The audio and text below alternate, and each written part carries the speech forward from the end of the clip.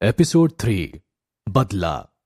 धनुष कहता है, इतने लाखों रुपए होने के बाद भी तुमने नाना नानी को गांव में अकेले छोड़ दिया और कभी उनकी देखभाल के बारे में भी नहीं सोचा। क्या तुमने कभी सोचा नाना नानी और छोटे मामा गांव में कैसे रहते होंगे? और यही नहीं, सबसे ज्यादा पैसे होने के बाद भी नाना नानी की दवाइयों का खर्चा उनके सभी बच्चों में बराबर बांटा जाता है, चाहे किसी के पास पैसे हो या ना हो। जब तुम जानते हो कि तुम्हारे बाकी भाई बहन तुम्हारे जितने पैसे वाले नहीं हैं, तो क्या तुम्हारे अंदर इतनी भी शर्म नहीं कि अपने माँ बाप का कम से कम दवाइयों का खर्चा तुम उठा सको? और तुम बात करते हो कि अपने से बड़ों की इज्जत करनी चाहिए। क्या तुम्हें लगता है कि तुम किसी की इज्जत के लायक हो?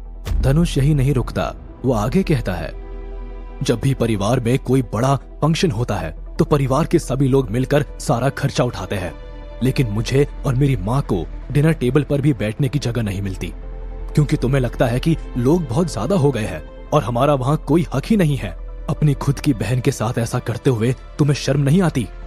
तुम किस मुंह से बड़ों की इज्जत की बात करते हो मामा? अर्चित गुस्सा अंदर पीसता हुआ धनुष को चुपचाप सुन रहा था। अर्चित के हाथ में वाइन के कांच के ग्लास पर उसकी उंगलियां कसती जा रही थी और ऐसा लग रहा था कि किसी भी पल अर्चित धनुष को वो ग्लास फेंक कर मारने ही वाला है। अर्चित ने अपने व्यापार के पिछले 20 सालों में कई उतार चढ़ाव देखे थे, इसीलिए उसका सोसाइटी में एक रुतबा था। बड़े बड़े ऊंचे दर्जों के सरकारी अधिकारी व्यापारी उसे बहुत अच्छी तरह से जानते थे, इसीलिए अर्चित के व्यवहार में ही एक धौंस जमाने वाली आदत आ चुकी थी।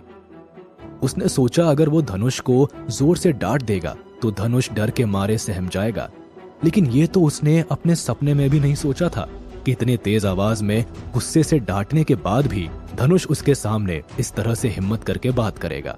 धनुष ने जो बात अर्चित को बोली थी, ऐसी बेइज्जती अर्चित की आज तक नहीं हुई। वो वहां उस कमरे में बैठा हुआ इतनी शर्म महसूस कर रहा था कि किसी से आंखें तक नहीं मिला पा रहा था। अर्चित का चेहरा पूरा लाल हो चुका था, उसकी दोनों मुट्ठियां कसकर भींची हुई थी और पैरों में हो रही कंपन वहां खड़े बाकी लोग देख सकते थे। जिस आदमी के सामने पूरे घर में कोई चूं की आवाज भी नहीं करता था, आज उसे अपने ही भांजे ने दिन में तारे दिखा दिए थे। तभी अर्चित ने हाथ में पकड़ा हुआ कांच का ग्लास जमीन पर देकर मारा और फिर गुस्से में खौलते हुए दांत पीसते हुए बोला, नीच, तुझे जन्म देने वाले ने तुझे जिंदगी तो दी है, पर तमीज सिखाना भूल गए हैं, और जो आज तक तेरी माँ नहीं कर पाई वो अब मुझे करना पड़ेगा। अर्चित के पास धनुष की किसी भी बात का कोई जवाब तो नहीं था, इसलिए बेइज्जती से भरा हुआ अर्चित बहुत गुस्से में धनुष को मारने के लिए दौड़ पड़ा और धनुष के बहुत करीब जाकर अर्चित ने अपना हाथ उसे मारने के लिए उठाया। आरती ने अर्चित का ये रूप पहले कभी नहीं देखा था। वो अर्चित का गुस्से में जल रहा लाल चेहरा देखकर कांपने लगी थी। उसे लगा अर्चित किसी भी वक्त धनुष को बहुत ही बुरी तरह से मारेगा। दोनों हाथ जोड़ते हुए आरती अर्चित को वही रुकने का इशारा कर रही थी। एक बेबस माँ अपने बेटे और भाई के बीच में दीवार बनकर खड़ी हो गई थी। ऐसा लग रहा था मानो थप्पड़ धनुष को लगेगा और जान आरती की निकल जाएगी। जबकि दूसरी ओर वही बैठे मानवी और उसके बच्चे अन्नू और तन्नू के चेहरे पर एक बड़ी ही सिनिकल मुस्कान थी, जैसे जिस पल का उन्हें इंतजार था वो आ गया हो। लेकिन धनुष के दिमाग में कुछ और ही चल रहा था। अर्चित के गुस्से का उस पर जैसे कोई असर ही नहीं पड़ा। अर्चित का हाथ अब उससे कुछ ही दूर पर रह गया था। धनुष के चेहरे पर एक ठंडी सी बेहद मंद मुस्कान थी। धनुष को झटके के साथ अपने मॉर्टल वर्ल्ड के स्किल याद आए, जहां उसका सामना करने वाला नेस्तो नाबूद हो जाता था। लेकिन अगले ही पल में धनुष का चेहरा किसी मौत के दैत्य की तरह सफेद हो गया था, क्योंकि धनुष इमॉर्टल वर्ल्ड में बेशक एक बहुत बड़ा वॉरियर हो, पर वो शायद भूल रहा था कि इस वर्ल्ड में वो सिर्फ एक स्कूल जाने वाला हाई स्कूल का स्टूडेंट है, और इस वर्ल्ड में उसके शरीर में कोई जादुई ताकत नहीं थी। और तो और यहाँ तो उसके शरीर में एक साधारण आदमी जितनी भी शक्ति नहीं थी। फिजिकली तो धनुष पहले से ही काफी कमजोर था। अर्चित तो पहले से ही अपनी बेइज्जती सहन नहीं कर पा रहा था। उसका हाथ मुश्किल से धनुष के गाल से बस 10 सेंटीमीटर की दूरी पर था। बावजूद इसके धनुष, जिसे ये पता था कि अर्चित का थप्पड़ बहुत जल्द उसके गाल पर बस पड़ने ही वाला है, वो एक मस्त मुस्कान लिए उसके सामने खड़ा था, क्योंकि धनुष खुद को एक वॉरियर समझ रहा था, जहां अर्चित जैसे साधारण से आदमी की उसके सामने कोई औकात ही नहीं है। और फिर भी इस साधारण आदमी ने उस पर हमला करने की जुर्रत की है। तभी अचानक से धनुष अपनी पूरी ताकत लगाकर गुस्से में बहुत जोर से चिल्लाता है, अर्चित, तेरी इतनी हिम्मत! धनुष की आंखें गुस्से में इतनी बड़ी हो गई थी जैसे अभी फटकर बाहर आ जाएंगी, और वहां मौजूद बाकी सब लोग तो जैसे बुत बन चुके थे। उनके सामने तो ये सारा नजारा किसी सपने से कम नहीं था। आरती भी बेचारी बेबस सी कभी अपने भाई तो कभी अपने बेटे को देख रही थी।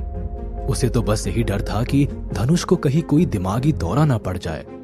गायब हुए 3000 रुपए का इल्जाम तो वो पहले ही अपने सर ले चुकी थी, लेकिन आज जो हो रहा है उसे रोकने की आरती की सारी कोशिशें नाकाम होती नजर आ रही थी। अर्चित भी धनुष की वो ललकार सुनकर जैसे थोड़ा घबरा सा गया था।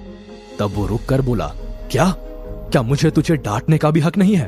तेरा मामा होने के नाते मुझे पूरा हक है तेरे ऊपर चिल्लाने का और गुस्से में तुझे सजा देने का भी, अगर तू कोई गलती करता है तो। अर्चित अब पहले से ज्यादा गुस्से में आ चुका था, क्योंकि वहां खड़े घर के नौकरों और उसकी खुद की बीवी बच्चों के सामने धनुष ने उससे बदतमीजी की थी। अर्चित अपने बड़े हुए हाथ को वापस नहीं लाया, बल्कि उसने पूरे गुस्से से धनुष को मारने के लिए अपना हाथ आखिरकार घुमा ही दिया। लेकिन धनुष तो जैसे पहले से ही तैयार था। वो खुद को अर्चित के हाथ से बचाकर एक तरफ हो चुका था। लेकिन ये क्या, धनुष ने तो बड़ी फुर्ती से खुद को अर्चित के थप्पड़ से बचा लिया था। फिर ये चटक की आवाज कहां से आई? आवाज सुनते ही धनुष का दिल जैसे एक पल के लिए थम सा गया हो, क्योंकि जो चीख उसने उस थप्पड़ की आवाज की सुनी थी वो आवाज उसके दिल के सबसे करीब थी। धनुष ने एक पल में ही मुड़कर देखा तो उसके पैरों के नीचे से जमीन ही निकल गई।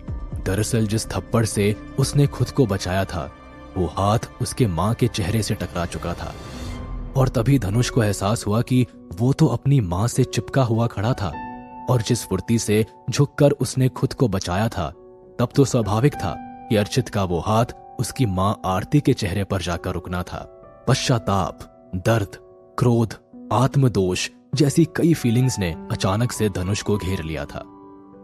धनुष का दिल दर्द से तड़प रहा था, क्योंकि अगर वो अपनी जगह से ना हटता तो निश्चित रूप से थप्पड़ उसी को पड़ता और उसकी मां बच जाती। पर उसकी तेज तर्रारी की सजा आरती को मिल चुकी थी। धनुष के दिमाग में बिजली की तरह वो सीन दौड़ रहा था और वो खुद से ही कह रहा था, नहीं, ये नहीं हो सकता। जहां से मामा ने अपना हाथ घुमाया है वहां से उनका हाथ मेरी मां तक पहुंच ही नहीं सकता। हो ना हो मेरे मुंह पर तमाचा मारने पर असफल होने पर मामा ने जानबूझकर अपने अपमान से फ्रस्ट्रेटेड होकर मेरी मां को थप्पड़ मारा है। उसके बाद तो धनुष के पूरे शरीर में जैसे गुस्से की लहर सी दौड़ गई थी। वो अर्चित को ऐसे घूर रहा था जैसे आंखों से ही आग उगलकर अर्चित को वही जिंदा जला देगा। तभी उसका ध्यान अर्चित के चेहरे पर आई उस कुटिल मुस्कान पर गया, क्योंकि अभी थप्पड़ मारने के बाद अर्चित थोड़ा आगे झुका हुआ था और धनुष थप्पड़ से बचने के बाद थोड़ा नीचे झुका था। अर्चित की वो मुस्कान धनुष के दिल पर छुरी का काम कर रही थी। उसका दिल कह रहा था कि अपने शरीर की सारी हिम्मत जुटाए और अर्चित से भिड़ जाए, पर कहां दुबला पतला छोटा सा बच्चा धनुष और कहां उसके तकरीबन 6 फीट लंबे तगड़े मामा। कैसे लड़ पाएगा? धनुष अंदर ही अंदर अपने पूरे गुस्से को पी गया, और फिर उसके पास इसके अलावा कोई चारा भी तो नहीं था। पर इसका यह मतलब नहीं था कि धनुष इस बात को भूल जाएगा कि उसके मामा अर्चित ने उसकी मां आरती के मुंह पर तमाचा मारा था। और वो ही क्या, दुनिया की कोई भी औलाद अपने सामने अपने माँ बाप की ऐसी बेइज्जती को कभी नहीं भूल सकती। और यहाँ तो एक बेटे ने अपनी माँ को थप्पड़ खाते हुए देखा है, और वो भी अपनी वजह से। इस घटना ने धनुष को अपने मामा अर्चित और उसके पूरे परिवार का पूरी जिंदगी के लिए दुश्मन बना दिया था। धनुष का दुखी दिल खुद से ही कह रहा था, ना तो मेरे पास कोई भगवान का दिया आशीर्वाद है, ना ही मेरे पास कोई ऐसी मंत्रों की जादुई शक्ति है। फिर मैं कैसे इस भयंकर परिस्थिति का सामना कर पाऊंगा? धनुष अपने सामने खड़े वाइल्ड जायंट जैसे अर्चित को देखकर ये बात सोच रहा था, पर उसकी आंखों में अर्चित के लिए भयंकर नफरत भरी हुई थी। धनुष सोच रहा था, अब बहुत हुआ। उसकी गुस्से में लाल आंखें चमक रही थी। धनुष ने जो 10,000 साल उस अमृत्य संसार में बिताए थे, वहां उसने बहुत सी मार्शल आर्ट की प्रैक्टिस की थी और वो इन कलाओं में परफेक्ट था। धनुष ने हजारों ऐसी मार्शल आर्ट की कला सीख रखी थी। धनुष को धुंधली सी हाथों की कलाओं की एक फॉर्म याद आ रही थी जिसका नाम था आग की शक्ति, जिसका उपयोग इस तरह की सिचुएशन में किया जा सकता था। आग की शक्ति एक ऐसी कला थी जिसका यूज इमॉर्टल वर्ल्ड में अक्सर ही एनर्जी फॉर्मेशन के लिए किया जाता था। ये ब्रीदिंग एक्सरसाइज जैसी थी। इसके लिए कोई बहुत बड़ी साधना की जरूरत भी नहीं थी और इसका उपयोग साधारण व्यक्ति भी कर सकता था। लेकिन ये कला इंसान के शरीर से कुछ एनर्जी जरूर लेती थी, लेकिन फिर भी उस व्यक्ति को कोई खास नुकसान नहीं होता था। हाँ, लेकिन आग की शक्ति प्रक्रिया की भी अपनी कुछ सीमाएं थी। ये बेशक यूजर के शरीर में एक अलग ही प्रकार की ऊर्जा भर देती थी, पर वो सिर्फ कुछ मोमेंट्स के लिए ही होती थी। धनुष को पता था कि वो अर्चित के सामने काफी कमजोर था, पर अगर वो अपने शरीर की सारी शक्तियों को इकट्ठा करे और अर्चित के ऊपर कोई नाजुक मौका देखकर हमला बोल दे तो शायद अर्चित उसे संभाल ना सके। धनुष को अपने ऊपर एक भरोसा था कि इस तरह वो अपने मामा अर्चित से अपनी माँ की बेइज्जती का बदला लेने में कामयाब हो सकता है। धनुष बहुत तेजी से सांस लेकर अपने अंदर एक ऊर्जा पैदा करता है और फिर एक तेज और कठोर आवाज में अपने मामा अर्चित से कहता है, मामा, तुम्हें किसने हक दिया मेरी माँ पर हाथ उठाने का? मैं तुमसे मेरी माँ की इस बेइज्जती का बदला लेकर रहूंगा। धनुष को साफ दिखाई दे रहा था कि उसका मामा अर्चित को कोई भी दुख नहीं है उसकी माँ पर हाथ उठाने का, और उसकी माँ आरती तो बेचारी अभी तक ये समझ ही नहीं पा रही थी कि उसी के भाई ने आज उस पर हाथ कैसे उठा दिया। धनुष बहुत जोर से अर्चित के ऊपर चिल्लाया और उसकी ओर गुस्से में आगे बढ़ने लगा। धनुष जैसे बांस की लकड़ी तो अर्चित में से तकरीबन 1 दर्जन बन जाएंगे। वो अर्चित की ओर आंख दिखाता हुआ आगे बढ़ने की कोशिश कर रहा है। तभी अर्चित उससे कहता है, अरे बेवकूफ गधे, तुझे लगता है मैं तुझसे डर जाऊंगा? अर्चित उसे अपनी ओर आता देखकर जोर से चिल्लाकर कहता है। उसे देखकर अर्चित सडनली मुस्कुरा उठा था। एक कठोर आवाज में अर्चित आगे कहता है, मैं तुझे अपने से बड़ों की इज्जत करना सिखाना चाह रहा था, पर तूने ही खुद को एक तरफ झुका लिया और मेरा हाथ गलती से तेरी माँ को लग गया। अगर तू इस बात के लिए किसी को दोषी ही ठहराना चाहता है तो खुद को दोषी ठहरा, मेरा इसमें कोई दोष नहीं है। अर्चित ये कहकर चुप हो जाता है, पर उसके पीछे बैठी उसकी बीवी मानवी की तो जैसे बरसों की तमन्ना पूरी हो गई हो। वो मंद ही मंद अब भी मुस्कुरा ही रही थी। अर्चित चिल्लाते हुए जोश में अपना हाथ धनुष को उठाकर फेंकने के लिए उठाता है, पर तभी एक अजीब सी आवाज आती है, खटाक। और ये आवाज थी अर्चित के शोल्डर पर धनुष का हाथ टकराने की। अर्चित का शोल्डर डिसलोकेट हो गया था। इससे पहले कि अर्चित दर्द में और चिल्ला पाता, धनुष ने जैसे उसके पेट का हिटबैक बना दिया हो। ऐसा लग रहा था कि अर्चित ने जो भी सुबह से खाया पिया है वो सब कुछ ही देर में उसके मुंह से बाहर निकल जाएगा। अर्चित दर्द से करहा रहा था, लेकिन धनुष तो जैसे पागल हो गया था। वो उसके पेट पर अपने दोनों हाथों से वार किए जा रहा था। अर्चित उससे अपने आप को बचा ही नहीं पा रहा था। अर्चित को इतना दर्द महसूस हो रहा था कि जैसे कुछ ही देर में वो मर जाएगा। क्या अर्चित खुद को धनुष से बचा पाएगा? क्या होगा अगर अपनी माँ को लगे थप्पड़ के बदले में धनुष ने अर्चित का खून कर दिया तो? जानने के लिए सुनते रहिए धनुष की कहानी द इमॉर्टल वॉरियर, सिर्फ पॉकेट FM पर।